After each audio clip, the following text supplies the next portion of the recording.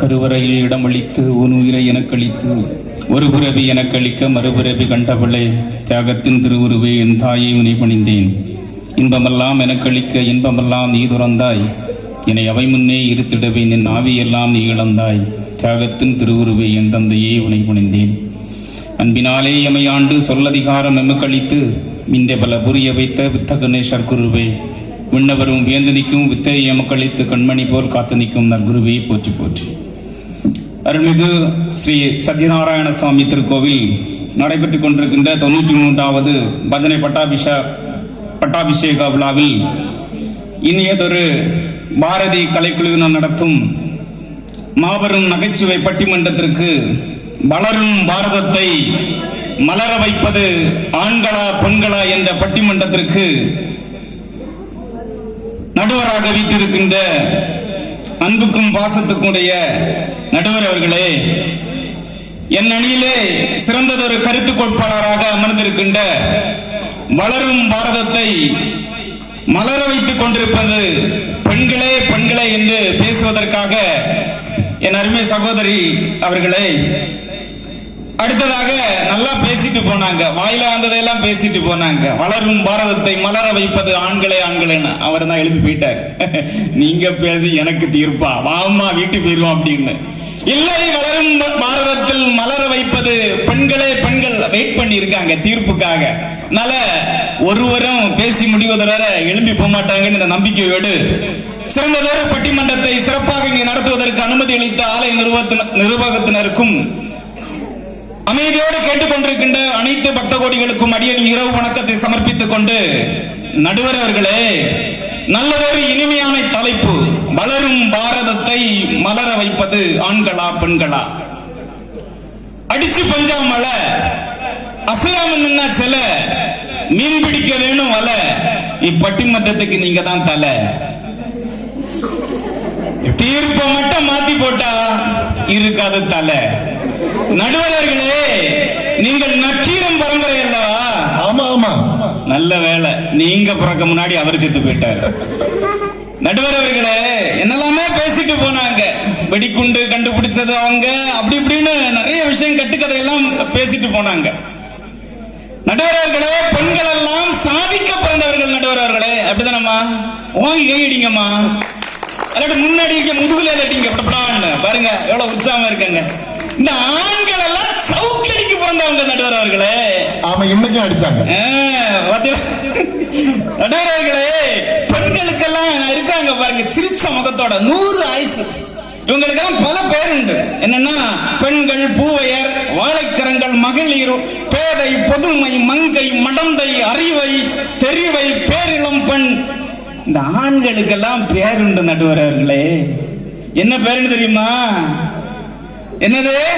கிறுக்கு பையன், லூசு பையன், முட்டா பையன், தொண்டச்சோறு, விளங்காது. பாருங்க நடுவர், இந்த கவி சக்கரவர்த்தி எங்களை எல்லாம் எவ்வளவு கை தட்ட மாட்டீங்களா? தட்டுங்கம்மா, பிரைஸ் கிடைக்கணும். உங்க கரவாசம் தான் எங்களுக்கு ஜட்ஜ்மெண்ட். நீங்க என்னதான் திட்டுனீங்கன்னு தோணுது. இல்ல நடுவர்களே, அதனால பெண்கள் எல்லாம் சிரிச்ச முகத்தோட இருக்கிறாங்க பாருங்க நடுவர்களே. அங்க பாருங்க, ஆண்கள் எல்லாம் சீரழிஞ்ச முகத்தோட இருக்குது நடுவர்களே. அதனால பெண்கள் எல்லாம் சிரிச்சா சீதா சீதா, பெண்கள் எல்லாம் சிரிச்சா அப்படியே என்னது மகாலட்சுமி. இந்த ஆண்கள் எல்லாம் சிரிச்சா என்ன சொல்லுவாங்க? இழிச்சவன் சிரிச்சது பாரு. நல்ல தீர்ப்பம் நல்லதா சொல்லணும் நடுவர்களே. அதனால ஒரு குழந்தை, சின்ன குழந்தை வருதுன்னு வச்சுக்கலாங்க, அது அப்பவும் குழந்தை ஆடு அப்படியே வந்தா என்ன சிரிச்சுட்டு வந்தா என்ன குழந்தைங்க சிரிப்ப பாரு, என்ன கியூட் அப்படின்னு. அதே ஆண் குழந்தை அப்படியே வருதுன்னு வச்சிருக்க, என்ன சொல்லுவாங்க?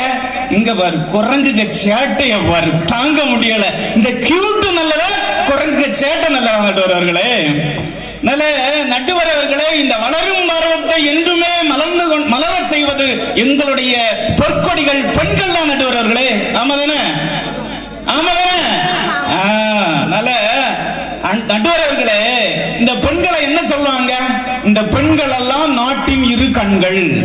இந்த ஆண்களை ஒரு மூக்குன்னோ, ஒரு காதுன்னோ, ஒரு வாயுன்னாலும் சொல்லாம நடுவர்களே.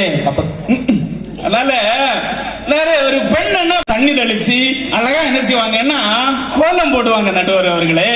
இவங்க எல்லாம் என்ன செய்வாங்க, அழகா காலத்தை குளிக்கிறாங்களோ இல்லையோ அழகா குடிச்சுக்கிட்டு ஏதாவது ஓடையிலயோ சாணல்லையோ என்ன செய்வாங்கன்னா விழுந்து கிடப்பாங்க. இதுதான் நடுவர் அவர்கள் ஆண்கள். டாஸ்மார்க் விலைய பாத்தீங்களா? கிறிஸ்துமஸுக்கு எவ்வளவு வியாபாரம், தீபாவளிக்கு எவ்வளவு வியாபாரம், இதெல்லாம் நாங்களா குடிச்சோம். 510 கோடி. பாருங்க நடுவர், இதெல்லாம் குடிச்சு குடிச்சு தன் உடம்பெல்லாம் கெடுக்க முடிய தவிர நாட்டை வளர்த்த முடியுமா நடுவர் அவர்களே? நிச்சயமா என்ன செய்ய முடியாதுன்னா நடுவர்களே முடியாது. நடுவர்களே, இந்த பெண்கள் எல்லாம் கலைவாணி அம்சம்.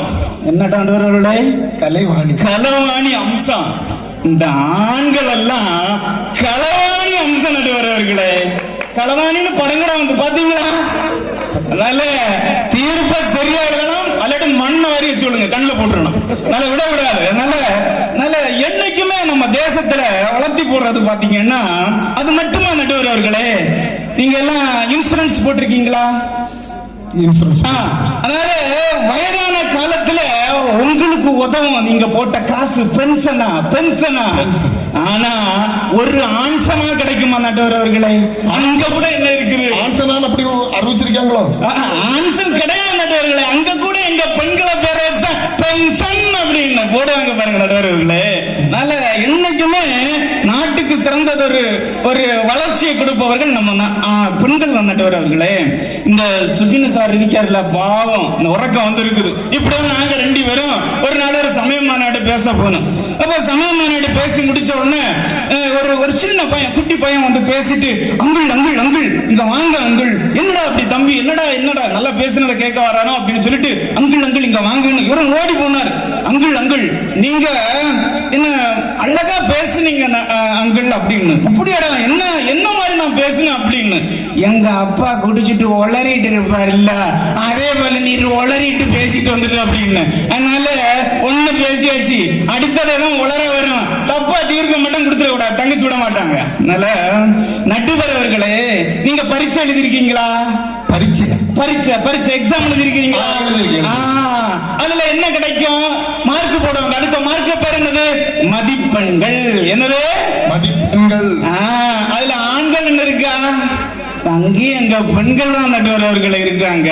அதனால இந்த பெண்கள் நாட்டை வந்து என்ன செய்வாங்கன்னா சிறப்பான இடத்துல கொண்டு போவாங்க நடுவர்களை. இப்படிதான் ஒரு எக்ஸாம்ல ஒரு பையன் எழுதினான். அங்க சயின்ஸ் எக்ஸாம்ல வந்திருந்து அமோனியா குளோரைடு எதை கொண்டு தயாரிக்கலாம் அப்படின்னு அவன் எழுதினான். அமோனியா குளோரைடு எதை கொண்டு தயாரிக்கலாமோ அதை கொண்டு தயாரிக்கலாம். இந்த அறிவை கொண்டு என்னதான் செய்யும்? ஒரு குளோரோபைடை கண்டுபிடிச்ச முடியல. இதெல்லாம் ஒரு விஞ்ஞானி ஆவி நாட்டை பாதுகாக்குமா? அதனால குறிப்பு இந்த தீர்ப்பை மட்டும் விட்டுறாங்க. அதனால நடுவரவர்களே, எங்க பெண்களுக்கு எல்லாம் முழு மாசம் ஆச்சுன்னா வளகாப்பெல்லாம் நடத்துவாங்க. இதோளுக்கு ஒரு தேங்காய் காப்பா நடத்துவாங்களா? ஒண்ணும் கிடையாது. என்னத்துக்கு தான் பிறந்து என்னத்துக்கு தான் வாழுதுன்னே தெரியாததெல்லாம் நாட்டை நல்லா இருக்க முடியுமா? சொல்லுங்கம்மா. இல்ல மனைவி திட்டி விட்டாங்களோ? அதெல்லாம் ஒண்ணு இல்ல நடுவர்களே. என்ன இருக்காரு ராஜகுமார் சாரு ஒரு நாள் ஸ்கூல்ல ஒரு நல்ல புத்திசாலி, பயங்கர வருமானம் இருந்தவர். அப்ப விசிட்டுக்கு வரும்போ அப்ப வந்து என்னாச்சுன்னா ஸ்கூல்ல சயின்ஸ் டீச்சர் எலக்ட்ரிசிட்டின்னு அப்படின்னு போர்டுல எழுதி போட்டுருக்கு. அப்ப சிவா உள்ள ரீஸ் ஆகிட்டு, அப்ப ராஜகுமார் நீ இதை எழும்பி இதை வாசி அப்படின்னு. உடனே இவர் வாசிச்சாரு, எலக்ட்ரிக் குட்டி அப்படின்னு. என்ன சியா கொஞ்சம் மறைஞ்சு, பையன் என்ன காலத்துல டாஸ்மார்க் போயிட்டானோ அப்படி என்ன சியா கொஞ்சம் மிரட்டு, என்ன கண்ணா வாசின்னு அவரு சொல்லி கொடுத்தா எலக்ட்ரிக் குட்டி இல்லப்பா எலக்ட்ரிசிட்டின்னு. இவர் மீண்டும் வாசிச்சாரு எலக்ட்ரிக் குட்டி அப்படின்னு. அடுத்ததை எழுப்பினாரு, அதான் வாசிச்சு எலக்ட்ரிக் குட்டி அப்படின்னு. கிளாஸ் மொத்தம் எழுப்பினாரு, அங்க எல்லாம் சொல்லிச்சு எலக்ட்ரிக் குட்டி. வாத்தியார் கேட்டாரு, என்னடா இது இப்படி படிச்சு கொடுத்திருக்க அப்படின்னு. படிச்சு கொடுத்த ஆண் வாத்தியார் சொன்னாரு, சார் இவங்களுக்கு கப்பா குட்டி இவ்வளவு தான் சார் அப்படின்னு. என்னடா சொல்லிய கப்பாசிட்டிய போய் கப்பா குட்டின்னு சொல்ற அப்படி. எங்கடா அவன் பிரின்சிபால் அப்படின்னு. பிரின்சிபாலை கூப்பிட்டாரு. பிரின்சிபால் ஓடி வந்தாரு. என்னையா பையன் போர்டுல அங்க எலக்ட்ரிசிட்டின்னு எழுதி போட்டிருக்கு, பையன் வந்து எலக்ட்ரிக் குட்டின்னு வாசிக்கான். படிச்சு கொடுத்த வாத்தியாரு கப்பாசிட்டிய கப்பா குட்டின்னு சொல்றாரு. நீ என்னையா சொல்ற? எப்படியா பள்ளி நடத்துன்னு. அப்போ வாத்தியார் தலைமை ஆசிரியர் சொன்னாரு பாருங்க, இதெல்லாம் பள்ளி எப்படி நடத்துன, தயவு செய்து சாலா சிவ சாரே இதை மட்டும் தயவு செய்து பப்ளிக் குட்டி பண்ணிடாதீங்க அப்படின்னு. இது உங்க ஸ்கூல்ல நடந்ததா? இல்ல, இவரு படிச்ச காலத்துல நடந்தது. அவரு தான் அடிக்கடி சொல்லுவார், சமயம் பண்ணாடி சேர்ந்துல போவோம், ஒரு எலக்ட்ரிக் குட்டி, ஒரு கப்பா குட்டி, ஒரு பப்ளிக் குட்டி, எப்படி இந்த நாடு வழங்கும் சொல்லுங்க. பாருங்க பாருங்க, எங்க தங்கச்சி மரல இந்த புருஷ மறையில மிரட்டி வச்சிருக்காங்க போல. இந்த பின்னாடி சிரிச்சானா வாயில மண்ணாடி போட்டுருங்க. சிரிங்க கைதட்டி. ஏன்னா இப்ப யூடியூப்ல வந்தாதான் சிரிப்பாங்க, யூடியூப்ல உள்ளவங்க தான் பேச விழிப்பாங்க. எங்களை போல போட்ட ஆளெல்லாம் பிடிச்ச மாட்டாங்க. எங்களை வாய் இல்ல இல்ல, எங்க மூமை இல்ல. என்னோட ஒரு அம்மா சொன்னாங்க, பொண்ணுக்கு மார்கண்ணா இருக்கு, ஆணுக்கும் மார்கண்ணா இருக்கு. ஆணுக்கு மார்கண்ணா இருந்தா ஒண்ணும் இல்ல, பெண் குழந்தையா இருக்கு, அதனால உடனே ஆபரேஷன் பண்ணிருன்னு. பெண்ணுக்கு மார்கனா இருந்தா தப்பு இல்ல, ஆணுக்கு மார்கனா இருந்தா தப்பு இல்ல, பெண்ணுக்கு மார்கனா இருந்தா தப்பா? நடுவரவர்களே, அது மட்டும் இல்ல நடுவரவர்களே, பொதுவா இறைவன் அறிவுபாலிக்கல 3 விதம் உண்டு நடுவர்களே. நின்று கொண்டே அருள்பாலிப்பால் பெருமாள், இருந்து கொண்டே அருள்பாலிக்கிறார் நம்முடைய தர்மசாஸ்திரா.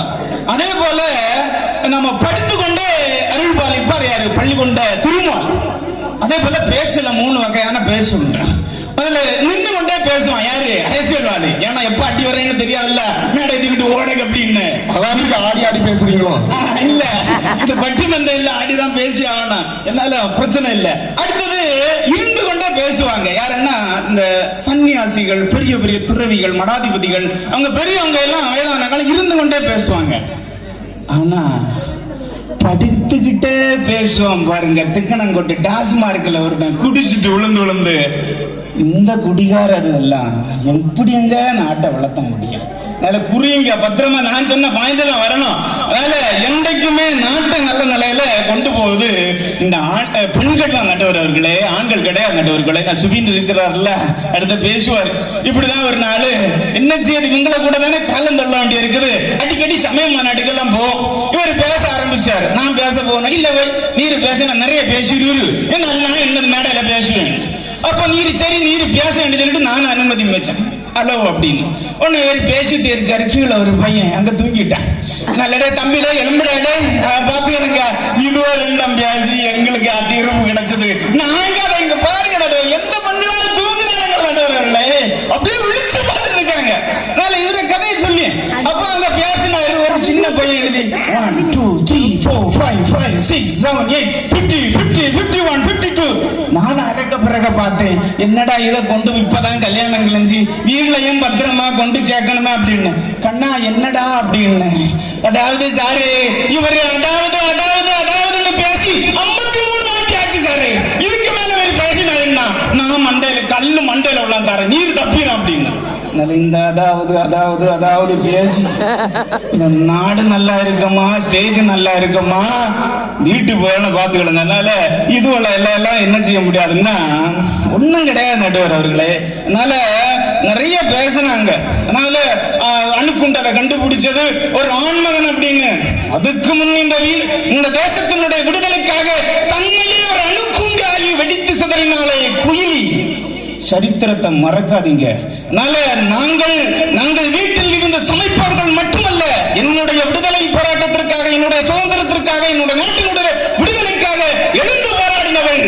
அப்படிப்பட்டவங்க தான் நடுவர்களே பெண்கள். என்ன சொன்னாரு, சேமிக்கிறது இந்த பெண்கள் எல்லாம் அப்படியே கொள்ளையில எல்லாம் போடுவாங்களாம், கழுத்துல உள்ளதெல்லாம் நிறைய வந்துச்சான், பேங்க்ல இந்த இது தங்கத்தை விலை கூட்டிச்சான். நடுவர்களே அது போட்டிருக்கனாலதான் கஷ்டம். ரொம்ப ஒரு காப்ப கூடு, ஒரு செயினை கூடு, அடவச்ச முடியும் நட்டுவர்களுக்கு. அல்லாட்டு வேற இடத்துல போய் கையில நீந்தணும் பாருங்க. அங்க கூட எங்களுடைய பெண்கள் எல்லாம் வீட்டினுடைய சேமிப்பு பட்டணங்கள், ஒரு வீட்டை வளர்த்துவது என்று தொடங்கி ஒரு கிராமம் நகரம் நகரம் என்று மாறி மாநிலமா மாறி நாடு என்ற கொள்கைக்குள் இருந்து ஒரு நாட்டை வளர்த்தி கொண்டிருப்பவர்கள் எல்லாம் நீங்கள் பெண்கள் நடுவர்களே. குடிகாரன்னு வாக்கப்பட்டுட்டேன், கடைசி வர போண்டிதான் என்ன செய்யாது, சிறுக சிறுக கிடைக்கிற காசுகளை எல்லாம் சிறுமி எல்லா விஷயங்களும் தன்னுடைய கவனத்தை செலுத்தி அந்த குழந்தையை படிச்சு எதிர்காலத்தில் ஆளாக்குவது யார் நடுவர்களே? கிடைச்சது துரும்பனா இருந்தாலும் கல்லா இருந்தாலும் அது கிடக்கட்டு, என்னுடைய ஜெனரேஷனை காப்பாற்ற வேண்டும் என்று ஓயாமல் உழைத்துக் கொண்டிருப்பவர்கள், நாட்டினுடைய வளர்ச்சியை கருதி வாழ்ந்து கொண்டிருப்பவர்கள் இந்த பெண்கள் நடுவர்களே. அதனால தான் அமெரிக்கா சொல்லுச்சு, என்னையா இங்க இந்தியாவுல குடும்ப உறவு முறை நல்லா இருக்கு, பெண்கள் எல்லாம் அழகா சேமிக்கிறாங்க, குடும்பத்தை நல்லா வலுப்படுத்துறாங்க. இந்த சிஸ்டமேட்டிக் தான் எங்களுடைய பெண்களை பார்த்து தான் கேட்டாங்க, இதே சிஸ்டமேட்டிக் நம்ம நாட்டுல வரணும் அப்படின்னு.